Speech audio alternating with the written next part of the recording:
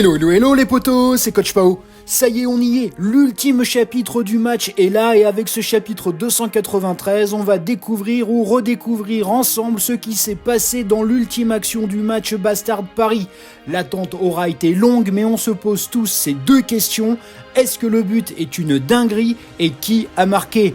Mon prono, tu le sais, c'est but final de Issaguy avec un but façon Noël Noah contre le Barça, histoire d'avoir une ref à tout ce qu'on a vu dans cet arc le plus long de l'œuvre. Je te rappelle que toutes mes vidéos prono After Match Paris sont sorties sur la chaîne, lien en description de la vidéo. Ça concerne Igarashi, Corona, Tokimitsu, Nanase, Gagamaru, Raichi, Yukimiya, Kiora, Karasu, Iori, Zantetsu, Kunigami, Shido, Isagi et Rin. Notes et primes détaillées dans 3 vidéos et pour Igarashi et Corona dans la review du chapitre 288. Lien en description. Du coup, rappel express du chapitre 292, c'est les adieux de Ness envers Kaiser. Les auteurs vont donc logiquement nous donner son éveil, faisant de lui un personnage central dans le but de la victoire. Et c'est aussi les duels en pleine course entre Kaiser et Rin, où ça se frite sévère entre eux deux. Pour découvrir qu'au final, Isagi devient la cible à abattre pour Rin afin de mettre un terme à l'attaque allemande. Le duel Karasu-Iori a bien flop de mon point de vue, car il a fallu une grosse accélération de Iori pour s'échapper de l'étreinte du corbeau. On a donc le sentiment que les auteurs sont allés très vite sur la mise en place de l'action finale quand ils ont passé des mois à nous expliquer les traumas des uns et des autres. Question de style sans aucun doute. Ainsi, Iori redevient exactement l'égoïste passeur du match contre le Ubers, mais cette fois, il a choisi Kaiser pour qu'il reçoive sa longue passe dans la course. Mais comme toujours, les auteurs te mettent des faux suspens, et ça depuis le match U20, avec des contres ou des blocs adverses, pour rendre le but final bien difficile à marquer. Du coup, Shido met une tête pour empêcher le but en direction de Charles, qui lui-même se fait stop par une tête plongeante de Kunigami. L'unique action super héroïque de Kunigami dans cet arc, lui qui fut Kuni Broly depuis le Barça. Résultat, on finit le chapitre 292 sur un ballon en l'air avec Isagi et Rin scrutant la balle dans l'espoir de voir l'un des deux avoir le ballon en premier. Mais évidemment, tu connais les auteurs et comment ils procèdent. À la vue de cette page, ça sera automatiquement un joueur surprise qui aura le ballon. Kiora, Iori, Ness, voire Yukimiya sont en pole position pour ce rôle. Première page de ce chapitre, gros plan sur le ballon avec une vue aérienne qui reprend la scène de la dernière page du chapitre 292, avec Kunigami au sol, Yukimiya en pleine course, Rin et Isagi au coude à coude, tout comme Kaiser et Shido. Ici tu vois la pièce chance qui fait son apparition, ce qui insinue que la déesse de la chance va intervenir et bénir l'un des joueurs qui aura donc l'avenir de l'action au bout de ses crampons. On te rajoute un suspense en mode slow motion où tous les joueurs attendent dans une atmosphère pesante la retombée du ballon sur cette page. A noter que Nanase apparaît mais semble bien trop en retrait par rapport à la balle. Car sur cette planche sans texte où le dessin te dit tout, c'est Ness, l'heureux élu. Celui qui a bénéficié de cette chance, son regard plein de candeur et d'innocence dit tout de celui qui croit en la magie du football. Kaiser et Isagi regardent la scène en mode éveil, et Kaiser te dit que le ballon tombe direct pour le chiot. Pour Ness, la chance est venue à lui et sur cette page, il se demande quoi faire. Mais clairement, il se dit qu'il doit changer, pas faire le soumis à Kaiser, il se doit d'évoluer. Même Kaiser en duel contre Shido se demande s'il va tirer.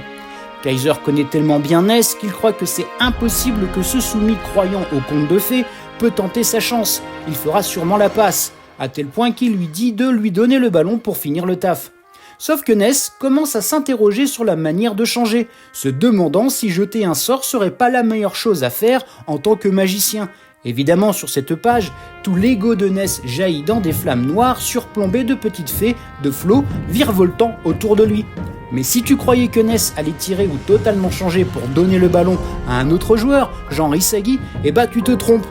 Les auteurs t'expliquent que l'éveil de Ness est pas du tout du Iori 2.0, avec l'idée de l'égoïste passeur qui cherche à donner le ballon au joueur le mieux placé. Non, avec Ness, les auteurs te disent qu'il est toujours accro à Kaiser, mais que son éveil implique de lui faire des passes moins faciles pour voir s'il est bien le meilleur attaquant au monde.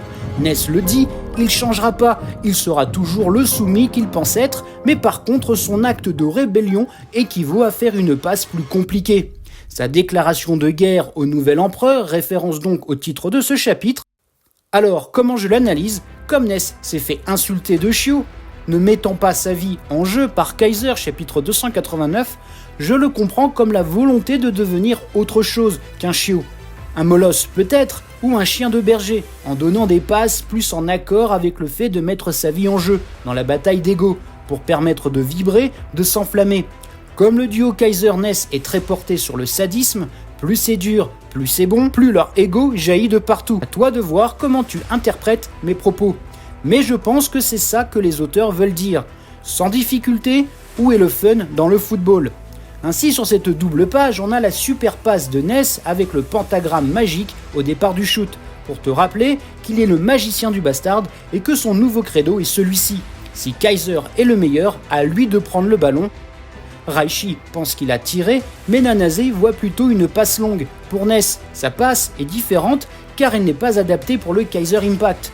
Et que la condition du retour de leur duo est conditionnée comme telle. Un peu comme la chance ou jeter une pièce et voir si la partie choisie sera la bonne. Si Kaiser récupère le ballon, alors leur duo aura un avenir, sinon ça sera finito. Et dans la course, l'ombre de Kaiser semble se détacher de Shido et Rin. Sauf que comme pour la vision de Sae où Isagi est sorti devant Rin, chapitre 275, ici on a le même principe. Il s'agit d'une illusion. Ce n'est pas Kaiser qui va avoir la passe, mais Isagi, qui, via son mode éveil, monochrome blanc, a créé l'illusion de Kaiser en s'appropriant sa course, ce qui rappelle son premier Kaiser Impact contre le Barça, chapitre 162. La longue passe de Ness, Illusion Cross, pour Kaiser en pleine course. Ness, à la façon d'un Chris Prince, chapitre 194, fait une tête de dégoût car il sait que malgré lui, il a donné le ballon de but à son pire ennemi, celui qui lui a volé son chéri, Yoichi Isagi. Isagi, en full possession de sa métavision, éveillé, se lance vers le but. Karasu Iori, les deux tacticiens, n'ont rien vu venir. Par contre, on a donc la confirmation de ce que j'avais expliqué au chapitre 282, que chaque duo est composé d'un haut potentiel et d'un génie. Résultat, Kaiser est un haut potentiel, en toute logique, Ness était donc un génie. Dorénavant, on a la réponse. Isagi ayant utilisé la pièce du plus rapide, a dû capter tout ça. Le fait que Ness ferait la passe pour Kaiser, donc pour Isagi, il fallait qu'il se mette dans les conditions d'être Kaiser. Isagi s'adapte aussi en prenant à son compte le style des autres et leur personnalité. Kunigami l'appelant même Égoïste Machine, la machine égoïste, parallèle à son surnom de cyborg humanoïde qui exécute les ordres, tandis qu'une machine peut produire les cyborgs et leur donner la vie. Là est toute la nuance et le fossé qui les sépare. Cette fois, il faudra plus qu'un steak pour que Kunigami mange à sa table. Là, c'est minimum buffet à volonté. Pour Rin, avec un geste de dépit tendant la main pour éviter l'inévitable, tel un enfant sans défense, il voit de nouveau Isagi évoluer. Rin comprend à son tour le pouvoir curatif du docteur Isagi, rejoignant de fait la clinique de l'ego. Il le dit, Isagi a un pouvoir charismatique de ressortir l'ego des joueurs tout en les exploitant à son profit. Dans cette double page, Kaiser, fou de rage, crie non pas le nom de Isagi mais celui de Ness, coupable d'avoir cru qu'il s'agissait de lui alors que ce fut Isagi. Kaiser n'en veut pas à Isagi de lui avoir pris le ballon, non, je pense qu'il dit ici que Ness est trop candide, trop innocent pour le football qu'il pratique, et que à terme, des joueurs comme Isagi tuent littéralement des joueurs au cœur trop pur. Si tu affrontes Isagi et que tu es trop gentil, trop innocent, une âme pure, tu y laisseras ta vie. Ce fut le cas pour Kira qui voyait le football sous de nobles intentions. Pour Naruaya, c'est son amour pour sa famille qui signe à sa perte. Pour Kunigami, il s'en est sorti d'un rien grâce à sa wildcard, car sa vision super-héroïque du football aurait fini par mourir tué par Isagi. Nagi, tête de mort, peut donc survivre. Baro, le scélérat du foot aussi, Kaiser idem, etc. Ceux qui sont trop purs finissent anéantis par Isagi. Pour Rin, Isagi est en train non pas de muter mais de renaître. Tel un dieu, il contrôle autant l'espoir des uns que le désespoir des autres. Seuls ceux ayant eu un trauma pourront survivre à son football et son ego. Isagi décoche donc un tir d'une violence inouïe, une reprise de volée avec un seul gun, donc un gun volé, dans son mode éveillé, du coup ciao ma théorie du but façon Noah. C'est finito, tant pis, j'aurais bien aimé, mais là-dessus je me suis trompé. Et d'ailleurs d'autres youtubeurs, tiktokers qui ont repris l'idée ou qui s'en sont inspirés, désolé, c'est le jeu des théories. Sur cette double page, on voit de multitudes de pièces de puzzle rappelant des souvenirs de la Neo Egoist League. Bon là j'ai bon, on a bien la ref à tout l'arc, mais en fait pas vraiment l'arc. Car si tu regardes attentivement les images dans les pièces, on a quoi ? que des moments de ce match. Chapitre 274, quand Isagi se déclare être un génie de l'adaptabilité. Chapitre 276, quand Isagi en mode Dark Flames balance qu'il prendra le but de la victoire. Chapitre 280, quand Isagi n'arrive pas à s'imaginer gagner. Chapitre 282, quand Isagi parle de son désir de gagner. Chapitre 284, quand Isagi se rebelle contre Noah et le défi pour la prochaine Coupe du Monde. Et chapitre 287, quand Isagi dit à Igarashi que c'est en partie grâce à lui qu'il est arrivé jusqu'ici. Pas étonnant de voir dans cette double page les visages fascinés et admiratifs à la fois de Loki, Noah et Igaguri. Les trois ont chacun des traits de visage uniques. Loki, son regard semble en colère, il prend la menace Isagi au sérieux, peut-être que son vrai rival ne sera pas que Noah au final. Pour Noah et ses yeux écarquillés, il voit enfin ce qu'il cherchait dans cette NL, voir Isagi obtenir une théorie pour le battre. Et enfin, Igarashi, toujours en pleurs, voit la performance de Isagi comme une lueur d'espoir. Peut-être Isagi acceptera de faire du moine son agent. Peut-être que Isagi sauvera Igarashi et fera en sorte de lui donner un contrat pro. Qu'en penses-tu ? En tout cas, j'aime bien l'idée de Igarashi comme agent de Isagi. Donne ton avis dans les coms. Le gardien parisien Renoir ou Lenoir, on sait pas trop, a plongé et tente d'une main de stopper le ballon. Sauf que voilà, tu t'en doutes, c'est le but ! But de Isagi, le ballon finit sa course dans les filets de la team parisienne. Le match est donc fini par un doublé, signé Yoichi Isagi. Et Rin l'affirme en serrant les dents, si lui est le monstre destructeur, Isagi est le roi démon de la Neo Egoist League. Raison pour laquelle ceux qui ont un cœur pur finissent détruits par la noirceur du roi démon. En dernière page, on retrouve donc une pose iconique, celle de Inzaghi, footballeur qui a inspiré Isagi, mais c'est aussi une ref au chapitre 241, quand Isagi jurait de ne jamais faire un duo avec Kaiser.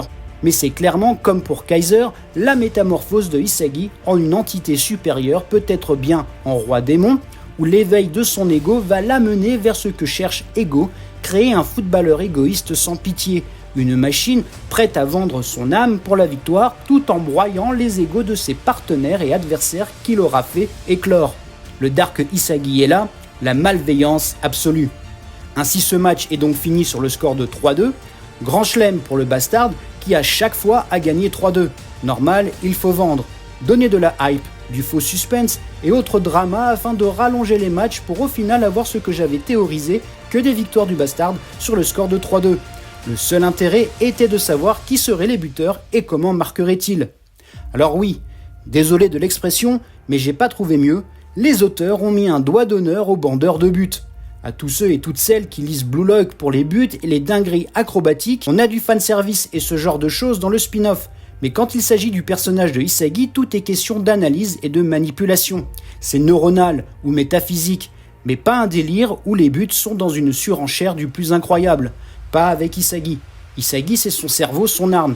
Les bandeurs de but peuvent se consoler avec Shido, Rin, voire Nagi, Bashira et Baro. Et je dis pas ça de manière méchante, car moi aussi je voulais, via ma théorie du but façon Noah, un but acrobatique. Du coup, j'étais dans le même train que les bandeurs de but, mais fort est de constater que les auteurs ont voulu faire autrement. Faire de Isagi un personnage qui dévore à son profit.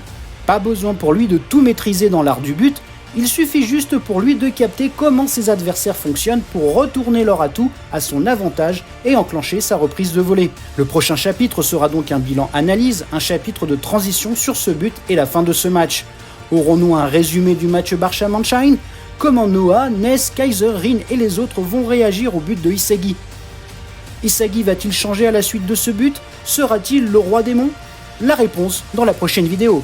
Blue Lock est sans pitié, seul le plus fort survivra. Voilà, c'est tout pour aujourd'hui, tu peux ranger tes crampons et on se retrouve très prochainement pour parler des arcs narratifs, des joueurs, des équipes, des théories de l'animé. Il y a tant à dire sur Blue Lock, commente, like, abonne-toi, c'est important pour faire vivre cette communauté. Merci infiniment. Panenka et Sombrero, allez ciao.